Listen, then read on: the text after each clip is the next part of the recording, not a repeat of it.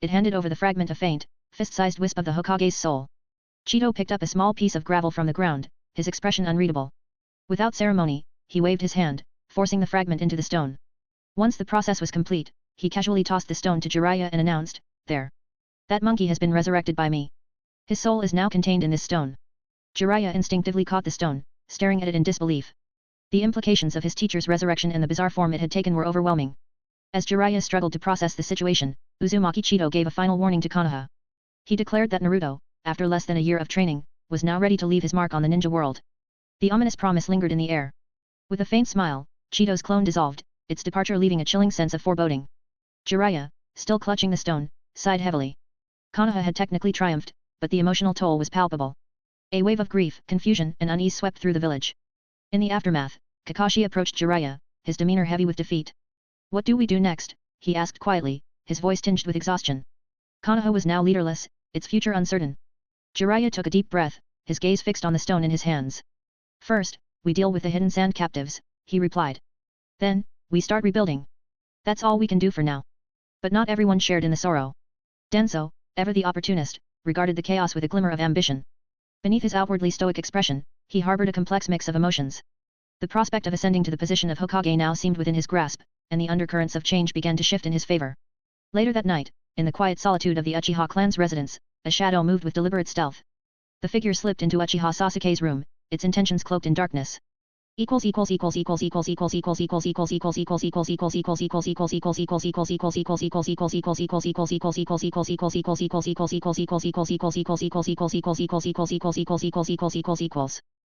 me at patreon.com/goldengaruda and check out more chapter of this or more early access chapter of my other chapter.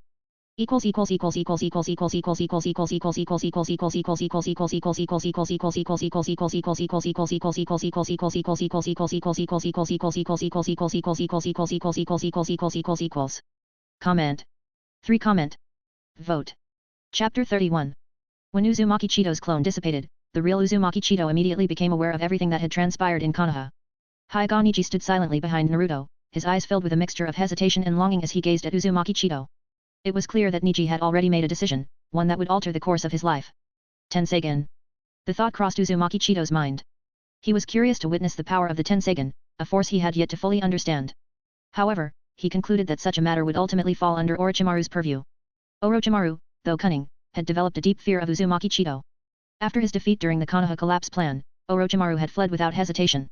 With his hands severed and only a handful of individuals capable of healing him, Orochimaru had been forced to travel far and wide, avoiding any further entanglements with Uzumaki Chitō. "Grandpa. I failed," Naruto admitted, his voice heavy with regret. Yet, to his surprise, Uzumaki Chitō's expression bore no trace of disappointment. If anything, he seemed contemplative. Naruto's feelings of failure were self-directed.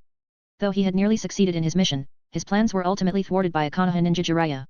Yet Naruto refused to shift the blame entirely onto Jiraiya. If he had failed, it was because he wasn't strong enough. He hadn't done enough. Uzumaki Chitō observed the shifting emotions on Naruto's face. Sadness gave way to resolve, and Chito's eyes narrowed slightly in approval.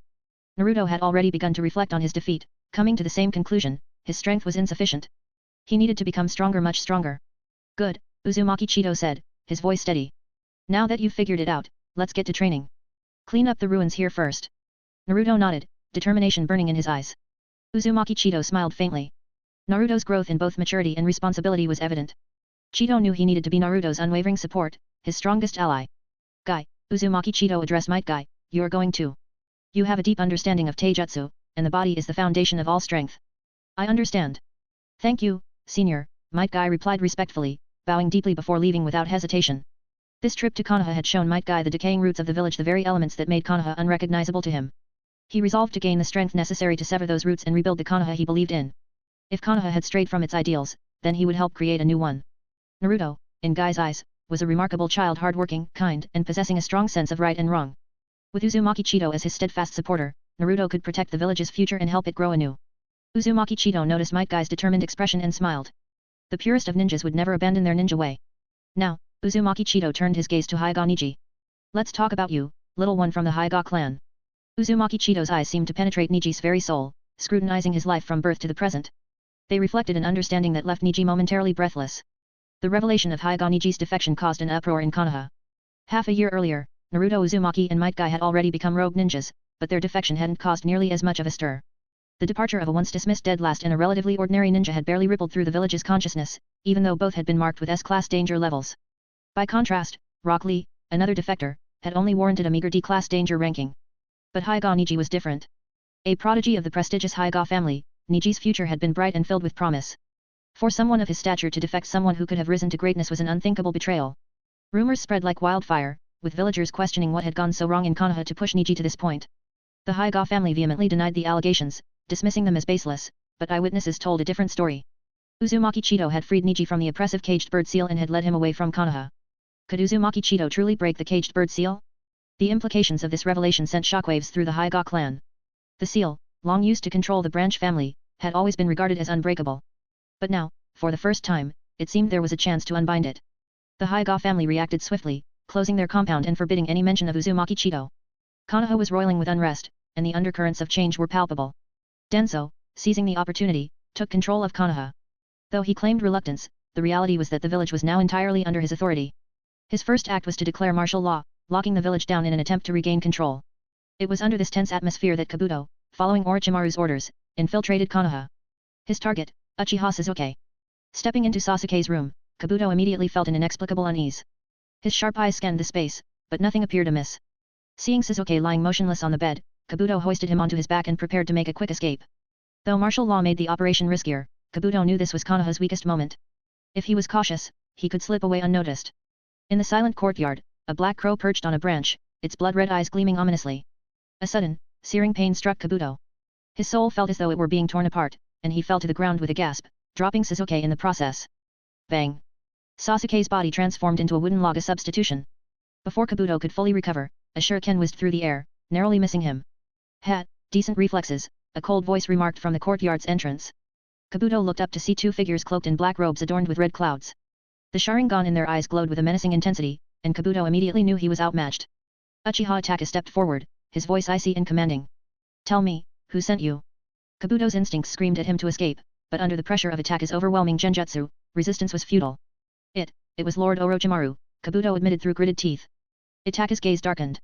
Memories of Orochimaru, his pale face and ever-present twisted smile flooded his mind. Orochimaru. Itachi muttered, recalling the former Sunin's treachery. The very man responsible for the Konoha collapse plan, the one who had claimed the third Hokage's life. Such a dangerous individual showing interest in Sasuke was troubling. Though Itachi felt an urge to kill Kabuto on the spot, he hesitated. Orochimaru's involvement meant this was far from over. For now, he would let Kabuto live. This will be settled with Orochimaru, Itachi said coldly, his Sharingan glinting ominously. Support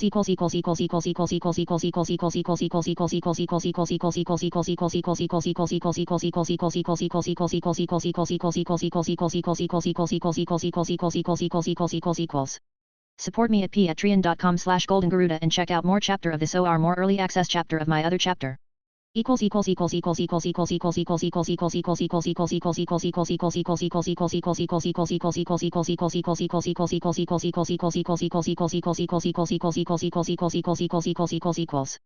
Comment. 0 comment. Vote. Chapter 32. Kabuto left Konoha village in despair. Was that terrifying man truly the S-class traitor of Konoha, Uchiha Itachi? The mere thought of those eyes sent shivers down his spine. They were utterly terrifying, capable of sinking one's soul with just a glance. The black robes adorned with red clouds. Kabuto recalled seeing something similar on Naruto's body. An organization, perhaps? Yes, it was called Akatsuki. Konoha village had become a place of chaos. The major ninja villages, alerted by their spies, had begun stationing operatives in Konoha. Orochimaru's Konoha crush plan had failed, but in a twisted sense, it had pushed Konoha to the brink of collapse. Uchiha Itachi sighed softly. Before him stood a boy with sharp, determined eyes. The two tomo of Sasuke's Sharingan swirled, their scarlet hue as vivid as blood. Itachi. I've grown up, Sasuke said, his voice tinged with a mixture of defiance and vulnerability. Itachi's expression softened, his voice gentle, no longer cold. You have, he said quietly. Nearby, Kisame Hoshigaki glanced at the two brothers, shrugged, and wandered off to give them space. He had no interest in meddling in their affairs. Their bond was deep, and it wasn't something Kisame wanted to intrude upon. Brother, are you here to kill me? Sasuke asked, his body tensing, ready to fight at a moment's notice. Itachi shook his head and smiled faintly, the way he used to when they were children. How could I? You're my brother. But you killed Mom and Dad. You killed the rest of the Uchiha. Sasuke shouted, his voice cracking. Why didn't you kill me? Sasuke's words hung heavy in the air, but Itachi's face betrayed no shock or remorse. Itachi, Kanaha reinforcements are coming, Kisame's deep voice called out from a distance. It was a reminder that their time here was limited. Their purpose had never been Sasuke, and they had already taken too many risks by staying this long. You'll understand one day, Itachi said, his tone filled with unspoken emotion. But before that, you must grow stronger. Don't leave. Sasuke yelled, his anger bubbling over. I'll fight you. The two Tomo and Sasuke's eyes flared with light as he unleashed a genjutsu on his brother. But the backlash was immediate and overwhelming. Itachi's counter genjutsu tore through Sasuke's attempt, nearly ripping his soul apart. Sasuke fell to his knees, gasping as the world around him distorted. Next time, Itachi said, his voice calm and resolute. There's no time today. With a casual wave of his hand, Itachi knocked Sasuke unconscious. His body dissolved into a flock of black crows that scattered into the sky. As the crows flew away, they left no trace of their presence, no evidence that anyone had been there at all. Hurry! There's movement over here, came the sound of scrambling footsteps. Kanaha ninja rushed toward the scene. The squad, composed of root members, were among Kanaha's elite. But they had arrived too late. Their delay was no accident, it had been carefully orchestrated. Kanaha was on high alert, with reports of incursions across the village. Were it not for Danzo's specific orders regarding the Uchiha district, these guards would never have shown up here. Sasuke, unconscious and injured, was discovered and promptly taken to the hospital. Kanaha was in disarray. Chaos reigned as infiltrators took advantage of the turmoil to launch attacks. Civilians and shinobi alike were injured, and the village's defenses were stretched thin. It seemed as though all eyes had turned toward Kanaha, the victor of the previous ninja wars, now vulnerable and exposed. In the hospital, medical ninjas rushed back and forth, tending to the wounded. One stopped and addressed Kabuto, who had taken over handling patients. Kabuto, you look terrible. Are you all right? The medic asked.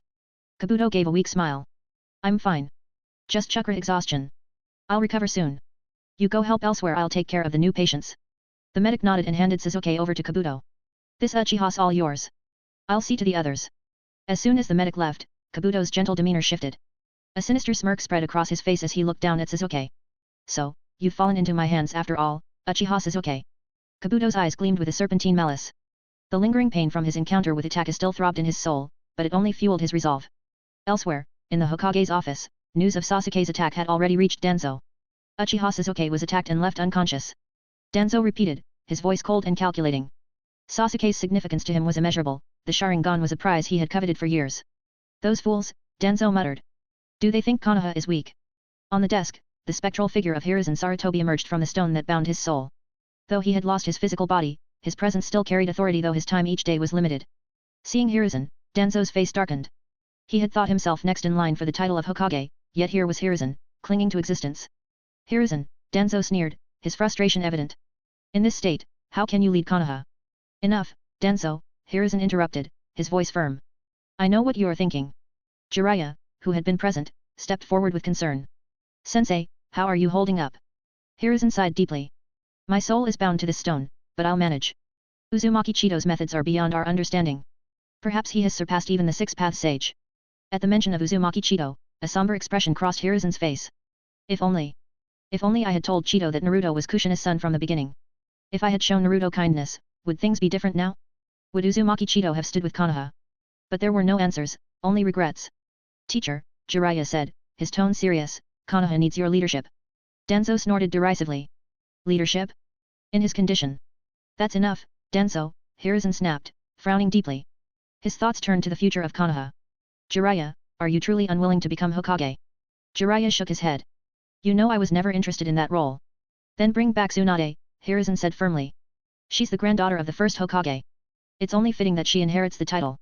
Danzo's objections died in his throat as Hiruzen's spectral figure began to fade, shrinking back into the stone that housed his soul.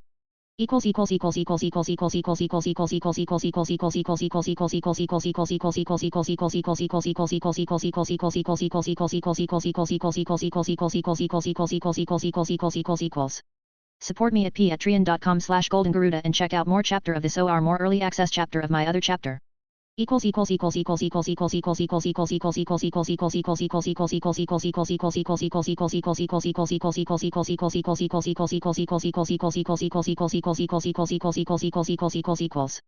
Comment. 3 comment. Vote. Chapter 33. Danzo glanced at the stone, now inert and lifeless, as if mocking him in silence.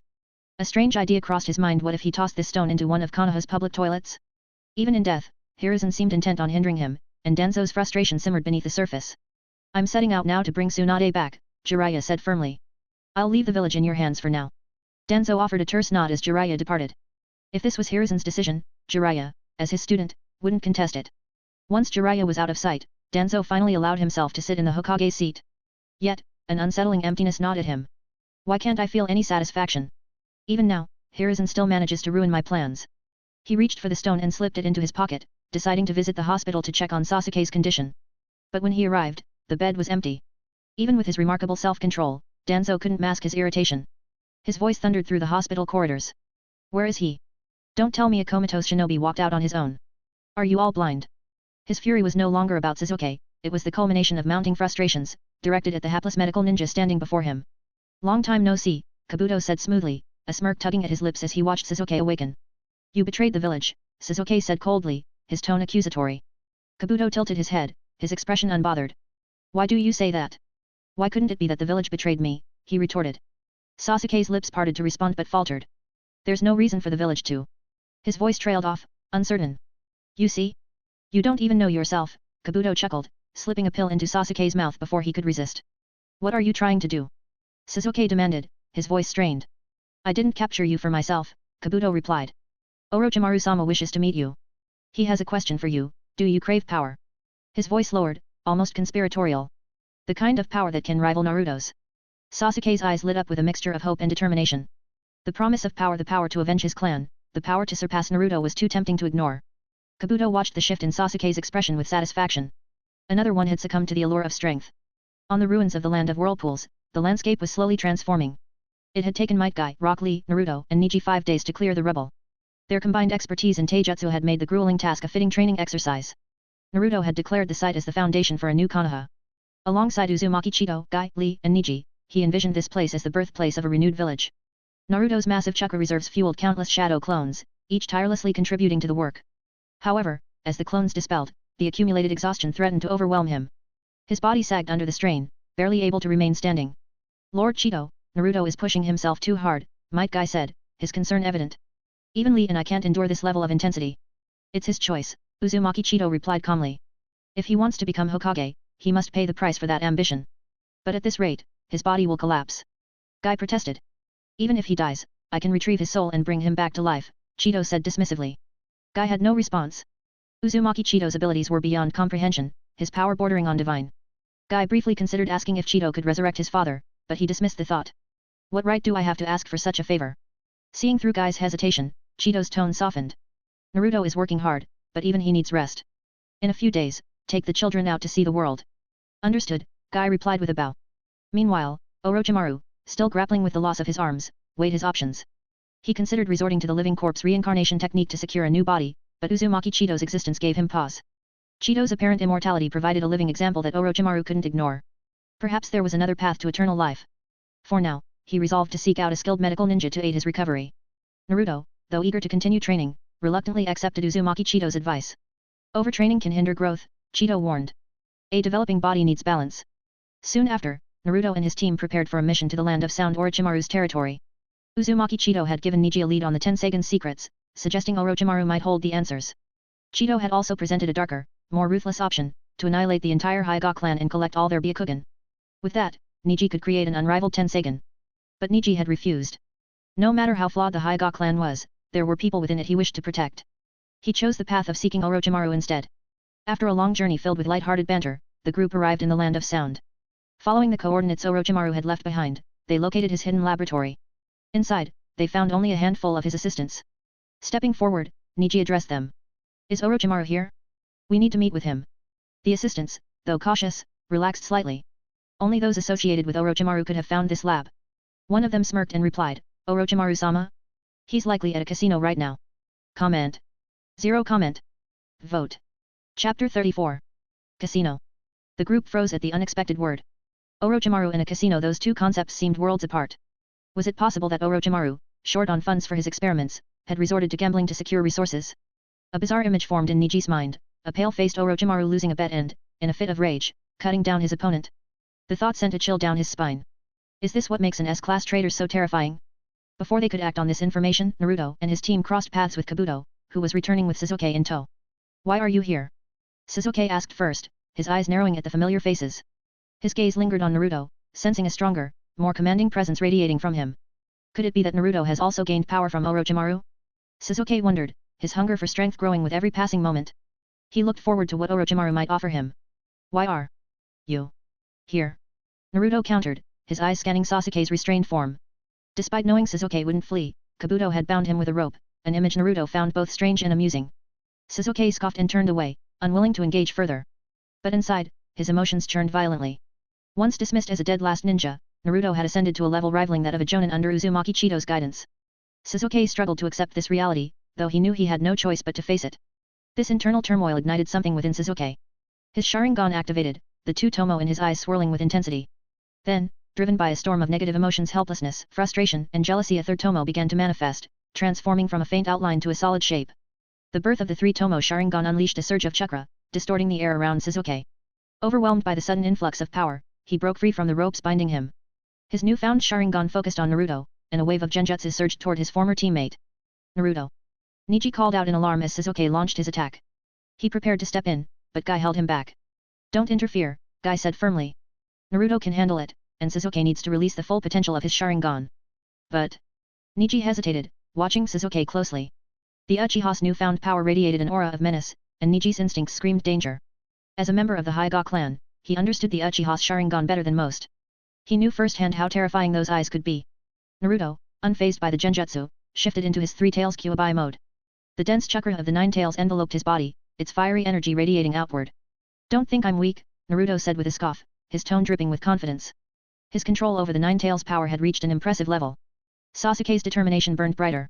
His Sharingan flared, and he charged at Naruto with blinding speed, a shuriken aimed directly at Naruto's eyes. But Naruto barely moved. With a casual wave of his hand, the protective chakra of the Nine Tails batted Sasuke aside like a ragdoll. The impact sent Sasuke flying, crashing into the ground with a sickening thud. Sasuke groaned, his body screaming in pain. He felt as if his bones were on the verge of shattering. Looking up, he saw Naruto standing over him, his expression cold and dismissive, as if Sasuke were nothing more than an insect. This is the power of the Sharingan. Naruto sneered. Weak. You. Sasuke gasped, his voice trembling with rage and humiliation. But his anger only deepened his despair. His Sharingan dimmed, the third tomo vanishing as his strength faded. Blood spilled from his lips as he coughed violently before collapsing, unconscious. That was easy, Naruto said, clapping his hands together as if brushing off dust. Compared to his daily training with Guy, this fight had been a disappointment.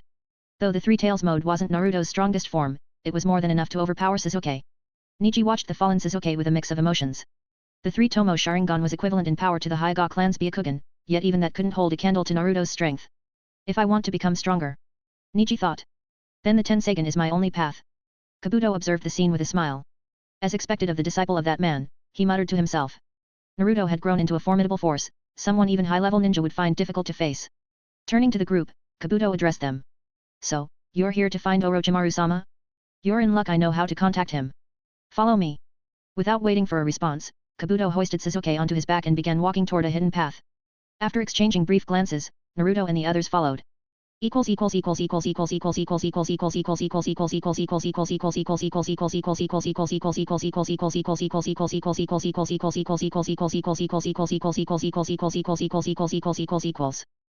me at patreon.com/goldengaruda and check out more chapter of this or more early access chapter of my other chapter.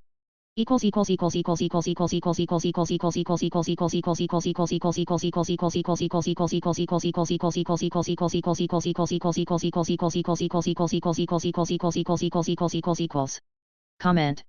To comment. Vote. Chapter 35. The bustling street outside the casino was lively and chaotic. People crowded the entrance, eagerly trying to squeeze inside. I heard there's a big whale here, 10 bets, 10 losses, one person exclaimed. Really? I heard she's addicted to gambling, another added. Still gambling? She's been losing for 2 days straight. The chatter of the crowd carried on, each story more incredulous than the last. Is there really someone who keeps gambling after losing so much? Naruto asked, his brow furrowed in confusion. He turned to Guy and the others for answers, but all he got were shrugs. None of them had any experience with gambling addiction, so understanding the mindset of gamblers was beyond them. But will Orochimaru really be here? Neji asked skeptically, his mental image of Orochimaru as a gambling Konoha trader becoming increasingly vivid and absurd. Of course, Kabuto replied confidently. The contact information Orochimaru-sama provided led us here. As they debated, a cold, gloomy voice interrupted them from the shadows. Why are you here? Naruto instinctively swung his fist, but it was intercepted by a slippery, snake-like appendage that coiled around his arm. Chitō-sama's methods are truly remarkable, Orochimaru said with a mysterious smile. Naruto, you've become much stronger. The snake-like coil retracted, transforming into the sleeve of Orochimaru's robe. Despite the loss of his hands, Orochimaru showed no sign of concern. His gaze lingered briefly on Naruto before shifting toward the casino entrance. There, amidst the noise and commotion, a little girl emerged, accompanied by a teenage girl carrying a pig. They hurried down the street, seemingly trying to escape.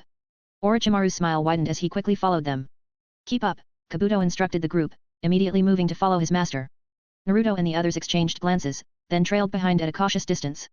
Is this really the behavior of an S-class traitor? Neji muttered, his voice tinged with disbelief. Is he planning to kidnap a child and a teenager? Could he be cruel enough to use them as experimental material? The thought sent a shiver down Neji's spine. Do I really need the help of someone this perverse to awaken the Tenseigan? The little girl led the way through winding streets until they reached an open area. The teenage girl, panting and visibly frustrated, glared at her companion. Tsunade-sama, you've lost all our money again. We can't even afford to stay at an inn now, she scolded. With a puff of smoke, the little girl transformed into her adult self Tsunade, the legendary Sunin. She had lost count of how many times she'd fled from a casino like this. The legendary big fat sheep, as gamblers often called her, had struck again. It's fine, Tsunade said dismissively, waving a hand. We'll manage. But her nonchalant attitude only irritated the teenage girl further. Long time no see, Tsunade, Orochimaru's voice rang out, cutting through the tension. He made no attempt to hide his presence, stepping forward with a sly smile. His purpose here was clear, to seek Tsunade's help. Tsunade frowned, her sharp instincts picking up on the sinister aura. I knew I felt a familiar, annoying presence trailing me, she said, her voice laced with annoyance. I need you to heal my hands, Orochimaru stated, raising his damaged arms for her to see. Though the wounds had closed, the damage was beyond conventional treatment. Your hands, Tsunade said, narrowing her eyes, let me guess you broke them during one of your twisted experiments. Orochimaru's calm demeanor didn't waver. He held his hands out, silently confirming her suspicions. And why would I help you? Tsunade retorted, her tone icy. Her gaze shifted to the figures approaching from a distance. She sensed several unfamiliar chakras converging on her location. Not far away, Kabuto, Naruto, and the others hurried to catch up with Orochimaru. If you can't be persuaded the soft way, perhaps the hard way will suffice, Tsunade said, her voice dripping with sarcasm. Although she felt the weight of the approaching group's combined strength, she wasn't easily intimidated. Are you Tsunade-sama? Guy asked, his tone respectful. He had seen Tsunade before, but Neji, unfamiliar with her appearance, observed her carefully. The descriptions he'd heard of the legendary Sunin gradually aligned with the woman standing before him. Who are you? Tsunade asked, her brow furrowed as she studied the group. There was something vaguely familiar about them. The boy with spiky blonde hair reminded her of a certain loudmouthed child who used to follow Jiraiya. The young man with white eyes resembled the Hyuga clan. And the one with thick eyebrows and an enthusiastic energy, it clicked. Memories surfaced of a boy who used to shout about youth every morning, disturbing her sleep. Might Guy. Hyuga Neji. Naruto Uzumaki. Rock Lee. One by one, the quartet introduced themselves, hoping to avoid a confrontation. Kabuto stepped forward with a smirk. Allow me to introduce myself. My name is Kabuto, and I serve Orochimaru-sama. Tsunade's eyes narrowed. Kanaha shinobi mixed up with Orochimaru? Or are you here to hunt him down? Her confusion was evident. Tsunade, having spent so much time in casinos, was unaware of the recent upheaval in Konoha. The peculiar combination of people before her made no sense.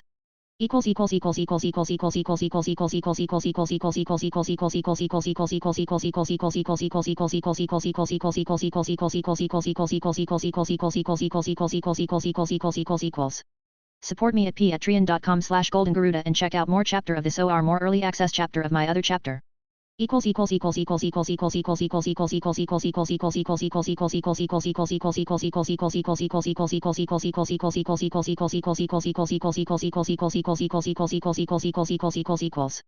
Comment. 1 comment. Vote. Chapter 36. Tsunade-sama, we had to leave Kanaha, Guy explained respectfully. Despite their separation from Kanaha, Guy's reverence for Tsunade remained. She was, after all, the granddaughter of the first Hokage, a princess of Kanaha, and the most renowned medical ninja. Her contributions on the battlefield were legendary, countless lives owed their survival to her skills. Even in rival villages, she was addressed as Tsunade-sama or Princess Tsunade. Leave Kanaha? Why? Tsunade asked, her gaze sharp with suspicion. Might Guy's father, Might Do, gave his life for Kanaha. Naruto Uzumaki is the son of the fourth Hokage. Neji is a prominent member of the Hyuga clan. Why would these people abandon the village? Tsunade's concern deepened. Before Guy could respond, Orochimaru interjected. Why don't we save the explanations for later, Tsunade? Let's focus on our deal. Shut up, Orochimaru, Tsunade snapped, her tone icy as she cast an indifferent glance at him before turning her attention back to Guy. Tell me everything happening in the village. Naruto's irritation boiled over. Why should we tell you anything? He asked bluntly. He disliked the way Tsunade spoke, as if she were inherently superior to everyone else. Tsunade's gaze settled on Naruto. You're Minato and Kushina's son, she said, her voice carrying a mix of curiosity and authority. Let's see how far you've come. Your father was the fourth Hokage, yet his son chose to leave Konoha. I want to see if you're worth your legacy. Naruto bristled under her scrutiny but didn't back down. Might Guy, Hyuga Neji, step back, Tsunade commanded. I want to teach Minato's child a lesson. Guy hesitated but ultimately obeyed. He understood that Tsunade wouldn't truly harm Naruto, she likely wanted to test him. As Tsunade prepared for battle, chakra points across her body began to glow faintly, signaling her immense strength.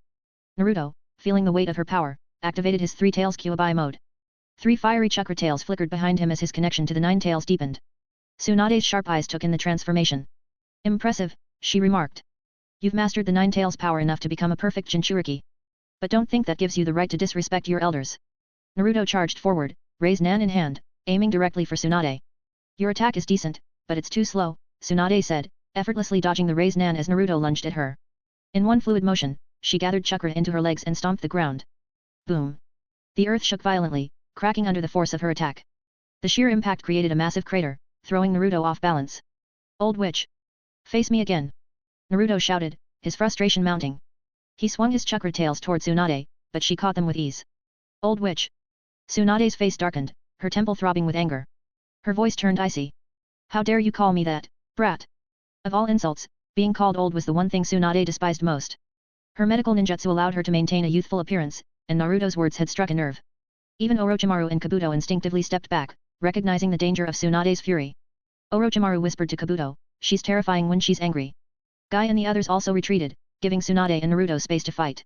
She's scary, Neji muttered, swallowing nervously. Very scary, Guy agreed with a nod.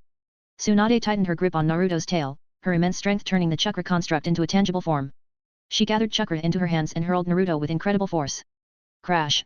Naruto slammed into the ground, creating another massive crater. Dust and debris filled the air as he staggered out, coughing and clutching his side. The impact had knocked him out of his nine tails mode. Suddenly, a white figure emerged behind Naruto. Uzumaki Chitō's protective clone had activated, sensing that Naruto was in danger. Who are you? Tsunade asked cautiously, her gaze fixed on the figure stepping out of the smoke. Long time no see, Tsunade, Uzumaki Chitō said with a sigh, his voice calm but tinged with nostalgia. Tsunade froze, her eyes widening in disbelief. The voice was familiar, a voice she hadn't heard in decades. As the figure stepped closer, memories flooded her mind.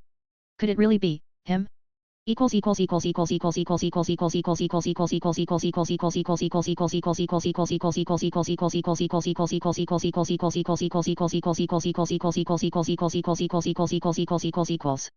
Support me at patreon.com/goldengaruda and check out more chapter of this or more early access chapter of my other chapter.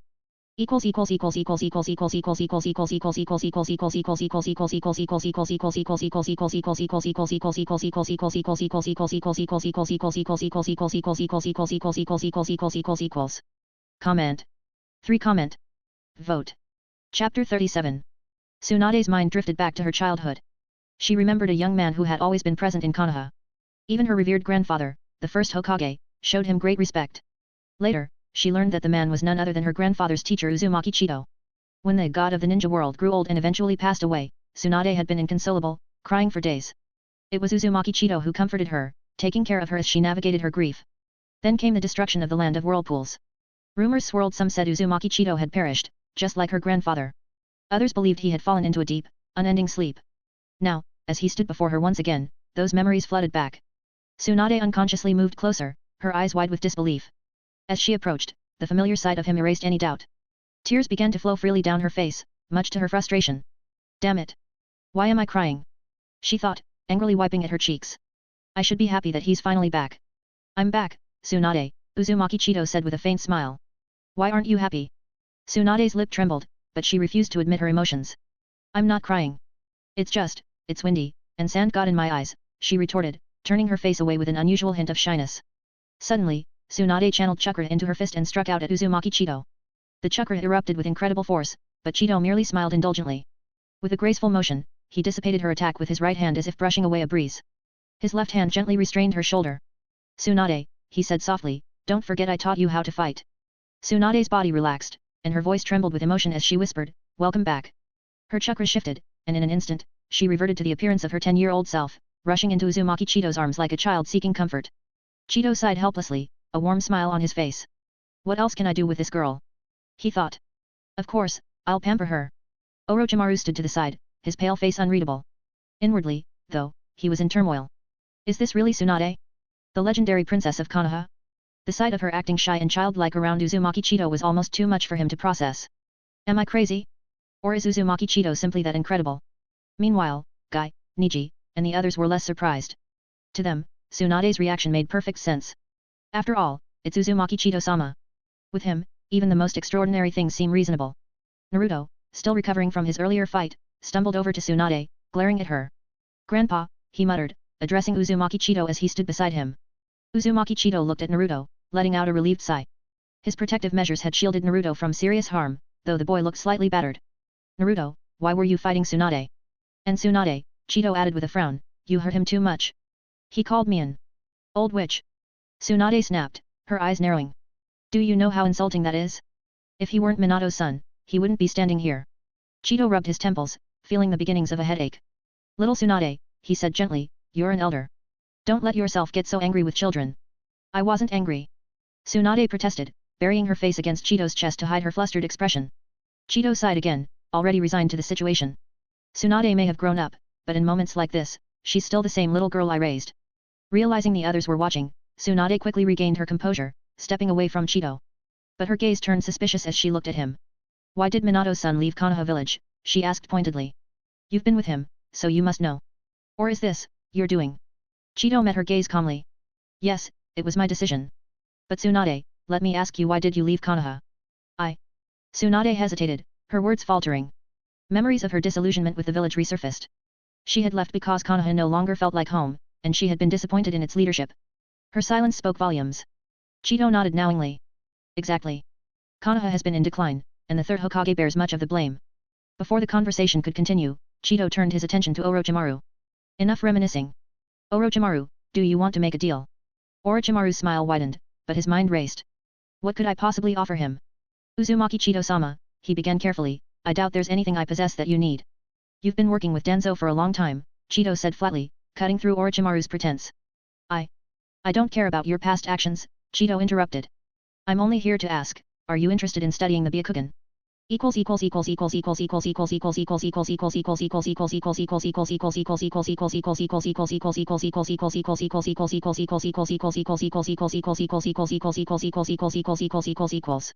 Support me at patreon.com/goldengaruda and check out more chapter of this or more early access chapter of my other chapter.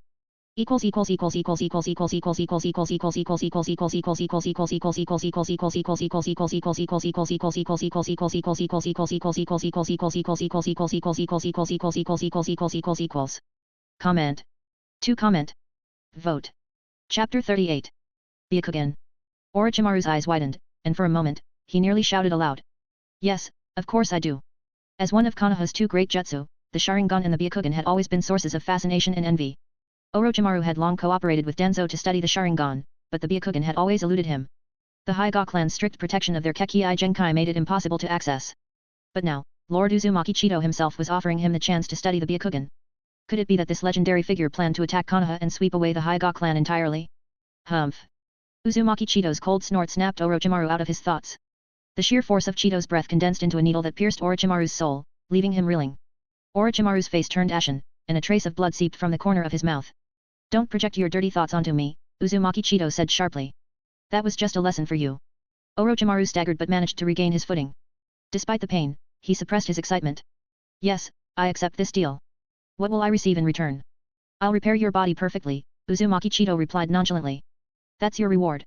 For Uzumaki Chitō, it was a simple gesture far easier than resurrecting someone. But for Orochimaru, it was an unimaginable gift. A complete restoration of his body would not only eliminate the hidden injuries from years of experiments but also provide him with a fresh start. Thank you, Lord Chitō, Orochimaru said, his voice trembling with a mixture of respect and exhilaration. I will study the Byakugan thoroughly. Uzumaki Chitō didn't respond. Standing in the air, he let his chakra flow outward, the energy radiating life itself. The chakra enveloped Orochimaru, and in moments, his body began to heal. Granulation tissue formed, bones repaired themselves, and Orochimaru's chakra reserve surged to unprecedented levels. It was a miraculous transformation. Might Guy watched with awe but was unsurprised he had experienced such divine healing before. This is what it means to be a god. He thought. Tsunade, meanwhile, looked at Uzumaki Chitō with admiration shining in her eyes. He's only grown more powerful. This is the man I've always admired. For Orochimaru, the restoration was nothing short of life-changing. He flexed his fingers and felt the strength coursing through his body. Thank you, Lord Chitō, he said sincerely. Neji, Uzumaki Chitō said, turning to the young Hyuga, you will stay here and assist Orochimaru in his research. Neji nodded without hesitation. After witnessing Uzumaki Chito's power, he had no doubts about the man's intentions. Even if Orochimaru were to experiment on him, Neji wouldn't flinch. With Orochimaru's treatment complete, Uzumaki Chito's clone began to waver. The power expended protecting Naruto and handling Tsunade's earlier outburst had taken its toll. Tsunade stepped closer, reluctant to let the clone disappear. Where are you? I'll come find you, she said softly. I'm in the ruins of the land of whirlpools, Uzumaki Chitō replied. That's where new trees will grow. Wherever there are leaves, there will be fire. The shadow of the fire will shine on the village, and new leaves will sprout again. As the clone vanished, his voice lingered, echoing in the still air. Everyone, including Orochimaru, found themselves muttering the words. Even the snake-like Sunin couldn't help but feel a longing for the ideal Kanaha Uzumaki Chitō envisioned. Hyuga Neji stayed behind with Orochimaru while Naruto and the others prepared to return to the land of whirlpools. This time, they left with one more person, Tsunade. Tsunade-sama, are we really going to the land of whirlpools? Shizune asked nervously. And why are we bringing Grandma? I mean, Tsunade-sama, he quickly corrected himself. After being subjected to her strange powers countless times, Naruto had finally learned to address her properly. Keep talking, boy, and I'll beat you into the ground, Tsunade threatened, glaring at him. Naruto swallowed hard and fell silent. As they traveled through the forest, Guy's sharp instincts picked up on a group approaching at high speed. The shadows of the trees swayed, and the sound of branches rustling filled the air.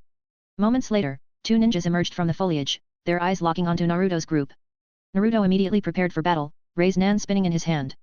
Might Guy opened the first 4 gates, ready to defend his team. Even Rock Lee, usually calm and composed, took up a fighting stance. The tension was palpable. But then, the white-haired ninja on the other side froze. His eyes widened as he spotted Tsunade, and his demeanor changed completely. Tsunade, he exclaimed, his voice filled with surprise and relief. Jiraiya. Tsunade responded, equally astonished. Though it had been years since they last met, she immediately recognized his squint-eyed expression and relaxed demeanor. Jiraiya grinned sheepishly. It's been a while, he said, scratching the back of his head. Support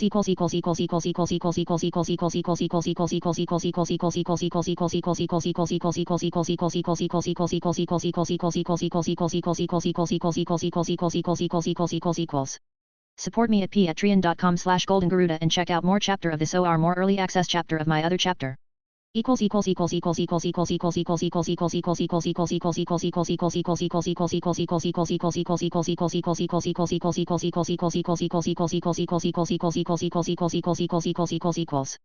Comment. 7 comment. Vote. Chapter 39. Tsunade, if you're being threatened by them, just say so, and I'll save you, Jiraiya said, his voice heavy with concern. Seeing Tsunade with Naruto and the others gave him an uneasy feeling. How could Naruto threaten me? Tsunade replied, rubbing Naruto's hair into a messy tangle. Her mischievous smirk revealed her intent. It was payback for earlier. Naruto gritted his teeth in frustration but could do nothing. He couldn't overpower Tsunade, and worse, it seemed like his grandpa, Uzumaki Chitō, was overly fond of this old woman. For some reason, Naruto felt as though his status had dropped a notch. Jiraiya frowned. Tsunade, don't you realize that the people around you have betrayed Konoha village? Naruto Uzumaki and Might Guy are both considered S-class traitors now. His tone grew heavier as he continued. They didn't just leave the village, they attacked it. During the attack, even the third Hokage was. He paused, unable to find the words. How could he explain the strange state of the Hokage, caught between life and death? He's not dead, but he's not alive either, Jiraiya finally muttered. Tsunade froze at the mention of Hiruzen. Despite her bitterness toward him, she couldn't deny the deep bond she shared with her former teacher. Uzumaki Chitō had deliberately avoided telling Tsunade about the current state of Konoha, so she had no idea what had transpired. Jiraiya's words hit her like a storm, leaving her momentarily stunned. Tsunade, Jiraiya said earnestly, we need you to return to Konoha and take over as the 5th Hokage. The village needs you now more than ever. His sincerity was clear. Among those left in Konoha, only Tsunade had the qualifications and stature to assume leadership. Jiraiya himself had no interest in the role, and allowing Shimura Danzo to take over was unthinkable. Both he and Hiruzen agreed that Danzo's methods were too extreme and would lead the village to ruin. Tsunade hesitated.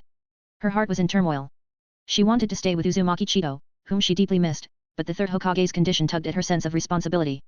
She couldn't abandon Konoha in its time of need. Naruto, watching Tsunade's inner conflict, grew agitated. In his eyes, Jiraiya was the one sowing doubt in her mind. Isn't it convenient for this white-haired guy to show up and try to take someone from us? Naruto said, his voice dripping with sarcasm. He clenched his fists and added, I'm not going to let you take her away. Get ready to fight. Naruto's challenge left no room for further discussion. He glared at Jiraiya, whom he saw as an obstacle to his plans. In Naruto's mind, there was no way he'd let Konoha's people take Tsunade, especially since she and Uzumaki Chitō seemed to share a deep connection. Jiraiya noticed Naruto's readiness to fight and sighed. He's grown stronger. He thought, though he didn't relish the idea of fighting his former student's son. From the forest's shadows, a silver-haired ninja emerged, his face partially obscured by a mask and his forehead protector covering his left eye. Kakashi, Jiraiya said, nodding toward him. Kakashi had joined Jiraiya on this mission, but his focus was entirely on Guy. His gaze betrayed his inner conflict. Guy, Kakashi said quietly, why did you betray the village? Guy remained calm, meeting Kakashi's gaze without flinching. Betray the village? You know as well as I do that Konoha isn't the same as it once was, Guy replied. I've always been loyal to the village where the will of fire burns bright wherever there are leaves. But Konoha has changed. If the fire has gone out, I have no choice but to create a new Konoha myself. Create a new village. Kakashi echoed, his voice tinged with disbelief. Then show me what you have that's strong enough to build a new village. In an instant, Kakashi closed the distance between them. Guy's reaction was immediate. He opened the first 4 gates, his body enveloped in a green chakra aura, and intercepted Kakashi's attack with one hand. On the other side, Naruto and Jiraiya continued to face off. Naruto, you've grown so much stronger, Jiraiya said with a sigh. It pained him to see how far Naruto had come, only for him to be labeled a traitor. He could have been Konoha's future. Jiraiya thought sadly. If only things had turned out differently.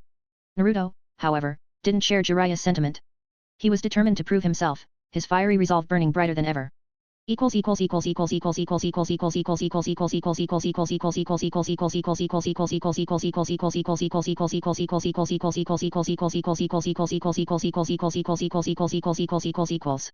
Support me at patreon.com/goldengaruda and check out more chapter of this or more early access chapter of my other chapter.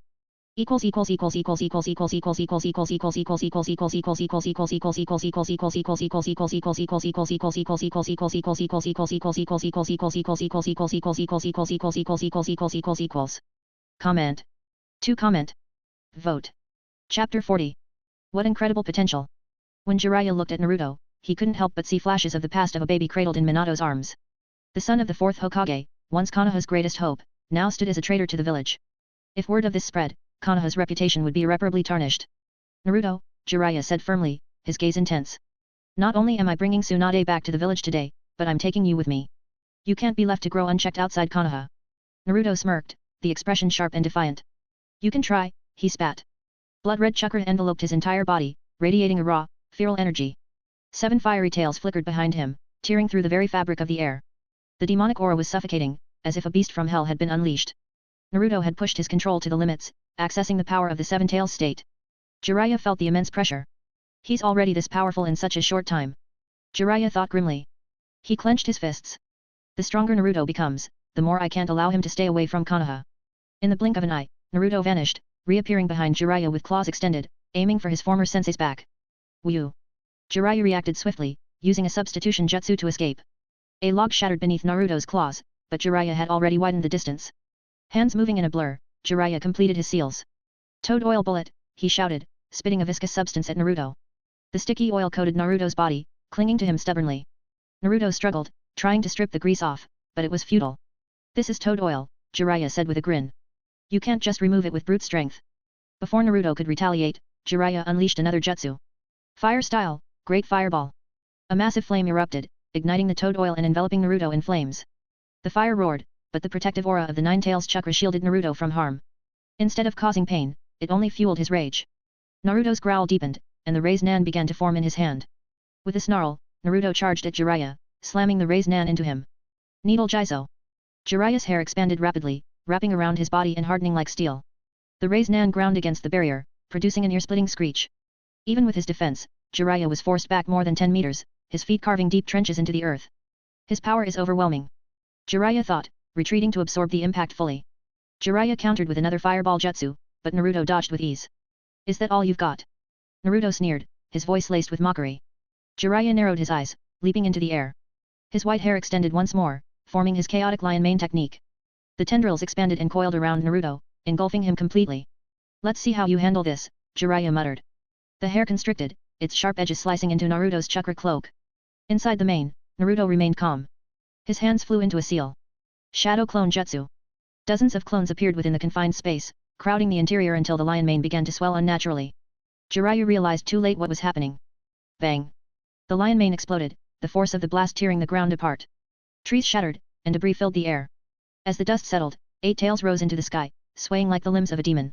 You've made me angry, Naruto growled, his eyes glowing a feral red. His chakra surged, and his body began to take on the form of the 9 tails. The transformation was incomplete, but the sight of his reddish-brown fur and hulking frame struck fear into all who watched.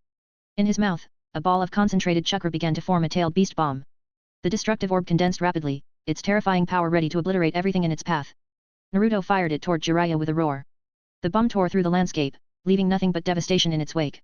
Grass was scorched to ash, and the ground erupted into a massive crater where Jiraiya had been standing. The sheer force of the explosion sent shockwaves through the forest, halting the battles between Guy and Kakashi. Tsunade, shaken from her inner turmoil, stared in disbelief at the destruction before her. The forest had been turned into a wasteland. Naruto prepared another tailed beast bomb, the massive chakra orb forming in his mouth. But before he could release it, a figure descended from the sky. Smash! Tsunade's fist collided with Naruto's head, sending him crashing into the ground with a thunderous impact. Wake up, boy! Tsunade yelled, standing over him. Don't let the power of the 9 tails control you. You're better than this.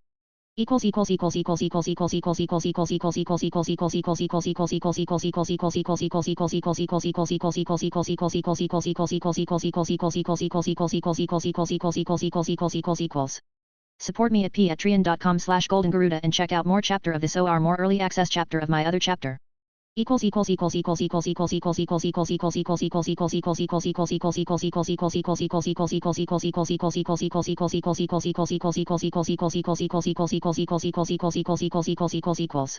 Comment. 3 comment. Vote.